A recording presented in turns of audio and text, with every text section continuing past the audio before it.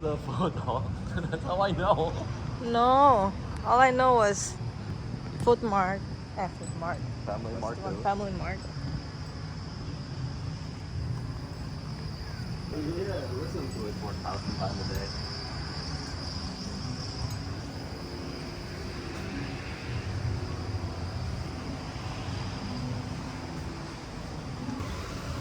Should have folded green roofs instead of orange roof. You agree with me? Oh, look at this.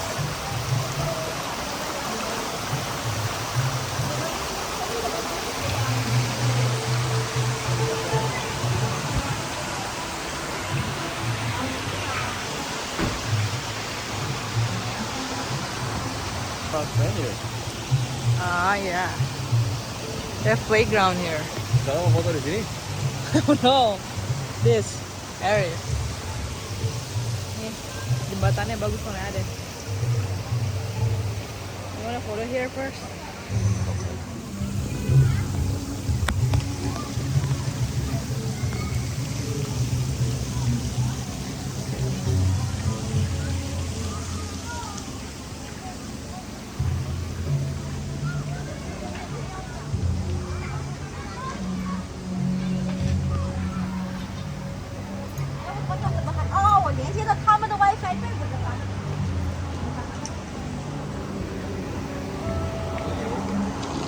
What's that?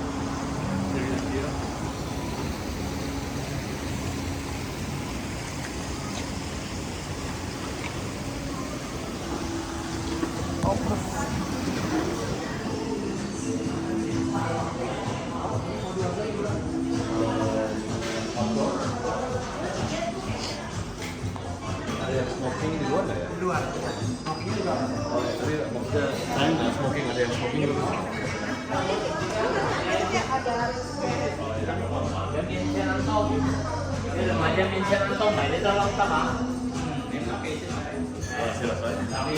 Yeah, sure.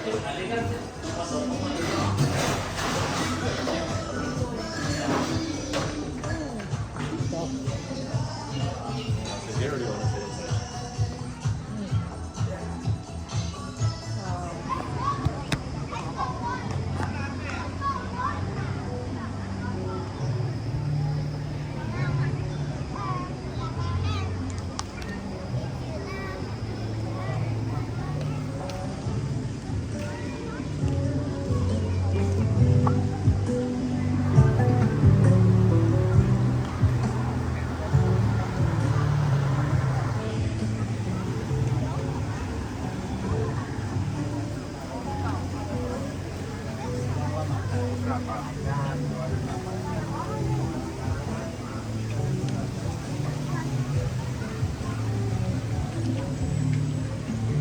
Wow.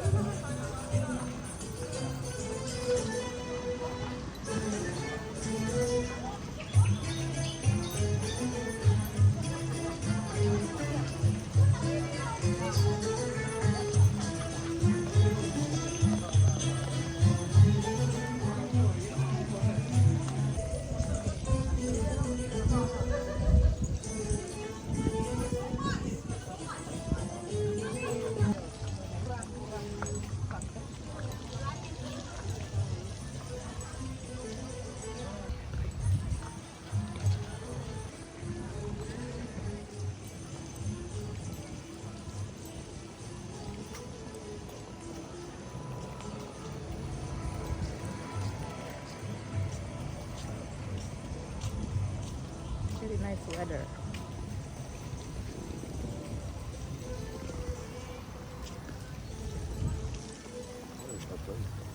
And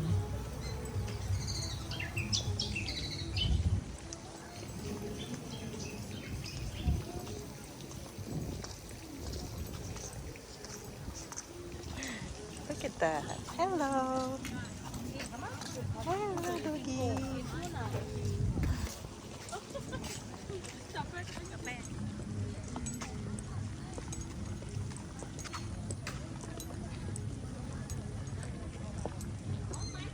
kayak di Marina Bay apa? Somewhere in Marina.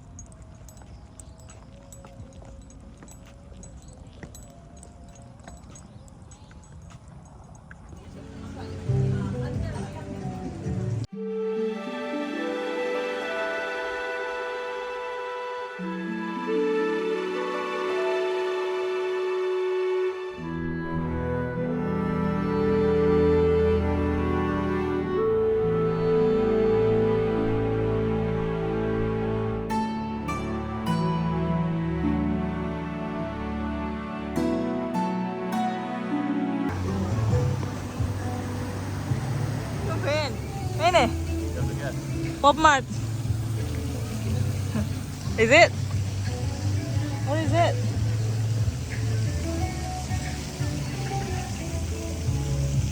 Oh, you mean the what? Oh, is it Pop Mart? Oh, Miniso. Okay, you're wrong. Mini. Why is there Miniso here? Pick it up, pick it up. We never tried this one. Awesome. What's this? Pick it up.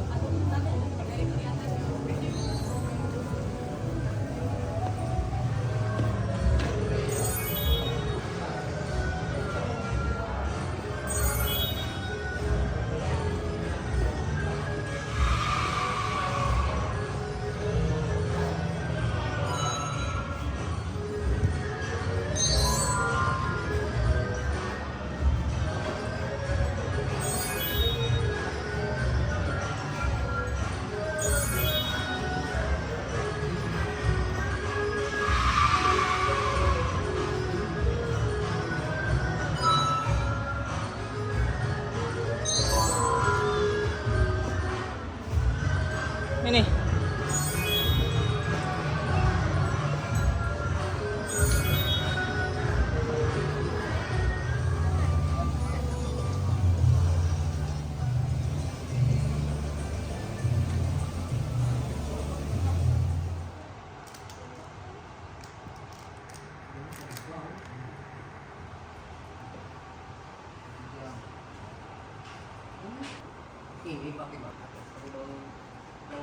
Why are they selling so many Crayon Shinchan?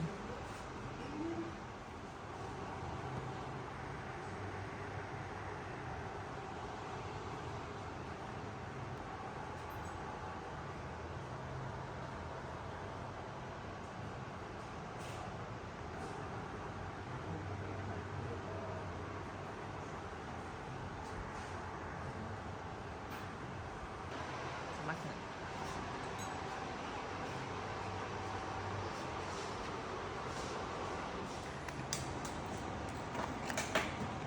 Aduh, dia ada selotipnya lagi.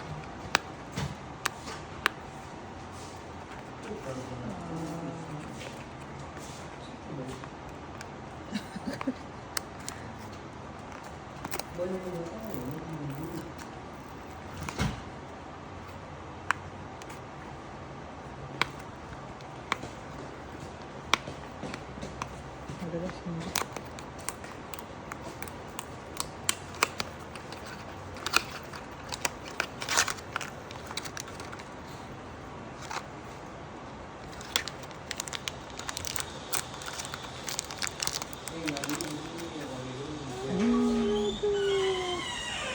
Goodbye, rabbit.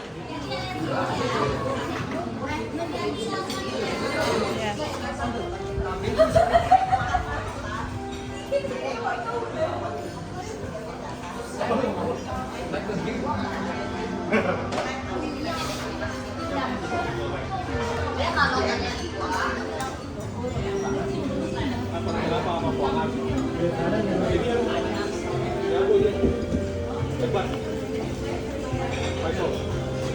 Cobain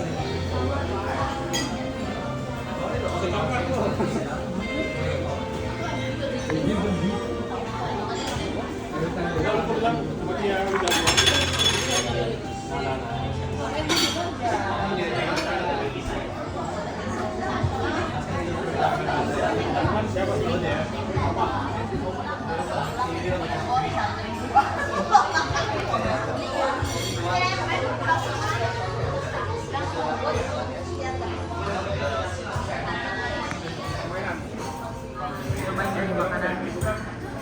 Curry ka ng style chicken curry with lemongrass and potato and coconut milk.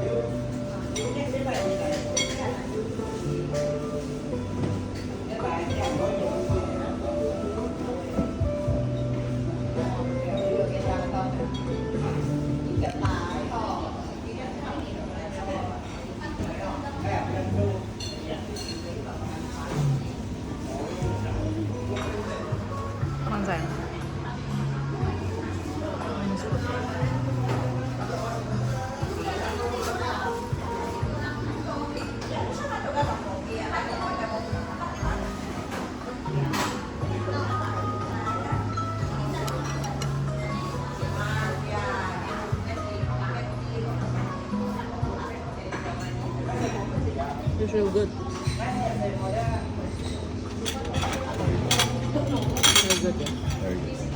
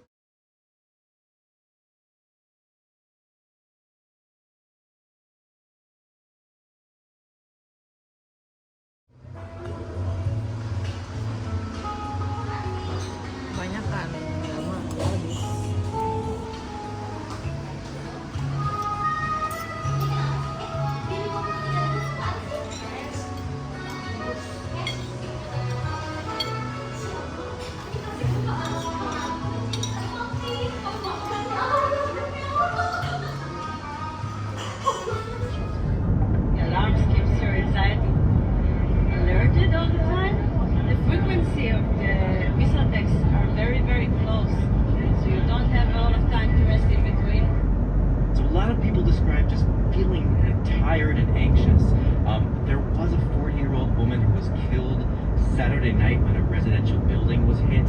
We visited that site, saw just a huge blast radius. There was a massive crater in the road there too. And I walked into one apartment that was damaged in that blast. Oh, it's so long. A man there, Asaf Perez, was cleaning up the broken glass. And I asked him what he thought about all of the events that had just happened. He said it was too early to judge the repercussions of the killing of Khamenei. Yeah, Khamenei is dead, so it's a big regret. But now I'm inside my debris here, inside my house, and this is where my focus is. It's a game that we're not truly understand. There was also a devastating missile strike today in central Israel, killing at least 9 people, according to authorities. What's it been like in Dubai with the waves of airstrikes? Well, targets here have been bases across the region where U.S. troops have a presence. So that includes in Jordan, Qatar, Saudi Arabia, Kuwait, the United Arab Emirates, and the Navy's Fifth Fleet in Bahrain. Now, many of these were missile strikes that were intercepted, but some were not, though no casualties were reported from those. However, Iran's attacks, Aisha, have also gone beyond just U.S. military targets in the region. They've also been hitting Dubai, where I am. This is the luxury commercial tourism hub of the UAE, and this city has not seen missile and drone strikes like this before. But we've been seeing fiery debris in the skies since yesterday, overnight, and through the day from interceptions and the drones. Schools are closed nationwide here as a precaution. The iconic Burj Al Arab hotel that's shaped like a sail caught fire from some of that debris. A luxury hotel on the palm-shaped island was also struck. High-rise towers here and in neighboring Bahrain were also hit, and Dubai's main port and one in Oman were targeted, as have been airports, like the one here in Dubai. This is the world's busiest for international travel and transit, and it's been closed since yesterday. So this is also disrupting connectivity between, Asia and Europe. So these strikes are wide and throughout the region. What do you think the repercussions will be?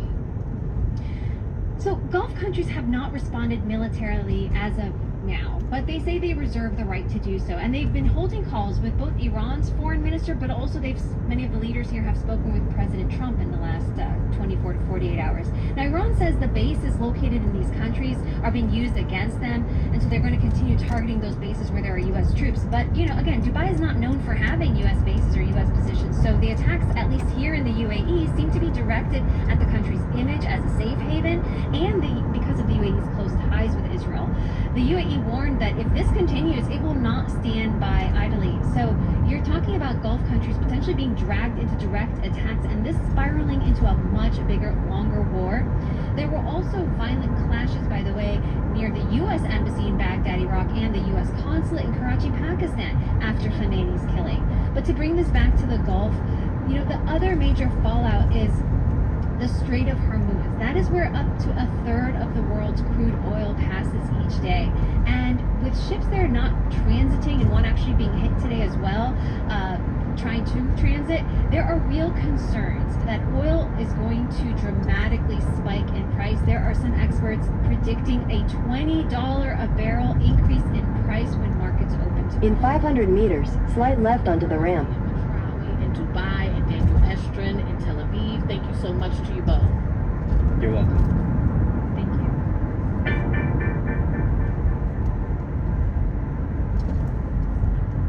The trading week for oil starts this evening, and you can be sure investors are watching the Iran situation very closely.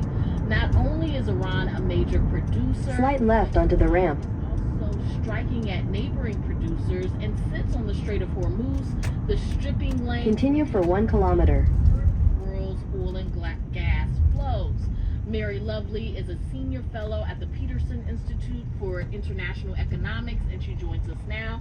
Good morning. Good morning. So, are you expecting any major... How the rest of this year is going to go in terms of U.S. economic performance? In our last segment, an NPR correspondent said some experts are expecting the price of oil to go up by $20. That's a lot.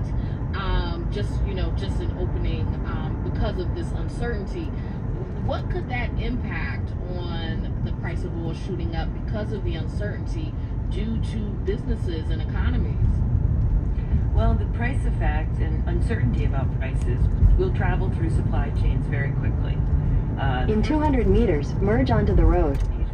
Asian importers, about 80% of the oil that goes through the Strait of Hormuz is destined for Asia, in particular China, Japan, South Korea, India. So these countries will see Continue for 3 kilometers. prices, but there can be some supply disruptions for them.